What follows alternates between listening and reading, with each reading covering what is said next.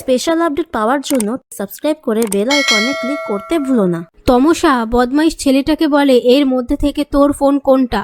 সেই ছেলেটা হাতে ফোনটা নিলে তমসা ফোনে ডক্টরের নাম্বার দেখতে পেয়ে ফোন করতে বললে সেই কথা মতো ছেলেটা ফোন করলে প্রতাপ বলে, মেয়েটাকে পুড়িয়ে দেওয়া হয়েছে, তোরা গা ঢাকা দিয়ে আছিস তো?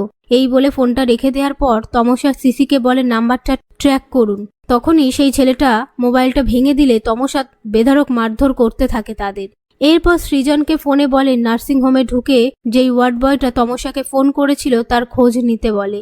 তারপর তমসা বাড়ি ফিরে এলে আদিনাথ বলে, কোথায় গিয়েছিলে তুমি? তমসা বলে, নার্সিংহোমে পেশেন্ট দেখতে। আবির বলে, আগের দিন যেই পেশেন্টকে দেখতে গিয়েছিলে সেই পেশেন্ট? তার মধ্যে আলেখ্যর মা তমসাকে জেরা করতে থাকলে তমসা বলে, আপনারা কিন্তু আমার সাথে খারাপ ব্যবহার করছেন। আলেখ্যর মা বলে, সরি। কথায় কথায় তমসা বলে, আমি যে পেশায় একজন ডাক্তার সেটা দেখেই কিন্তু আপনারা আমাকে পছন্দ করেছেন, এভাবে জেরা করতে পারেন না।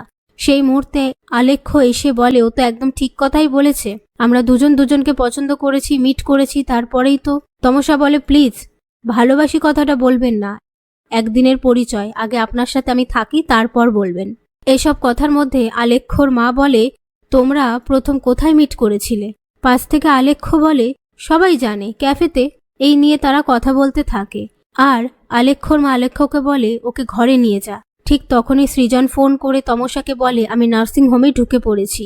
এই বলে ফোনটা রেখে দেওয়ার পর আলেখ্যর মা আলেখ্যকে বলে, তোমাকে একটা কথা বলা হয়নি, নার্সিং হোমে একটা অ্যাক্সিডেন্ট হয়ে গেছে। আলেখ্য বলে, আমি যাব? আলেখ্যর মা বলে, না দরকার নেই, এতক্ষণে অধীর, আভাস, আবির, বৃন্দা ওখানে পৌঁছে গেছে। ওদিকে অধীর, আভাস, আবির ও বৃন্দা নার্সিংহোমে আসে। তারপর আভাস প্রতাপকে বলে, কালকে একটা ঘটনা ঘটেছে শুনলাম।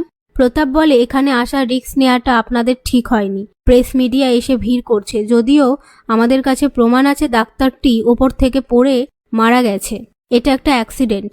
আভাস বলে, কিভাবে ঘটলো ঘটনাটা? প্রতাপ বলে, ইতিহাস জেনে কি করবেন? এই নিয়ে তারা কথা বলার সময় পাশ থেকে অধীর বলে, আপনার ব্যবহার খুব রুক্ষ।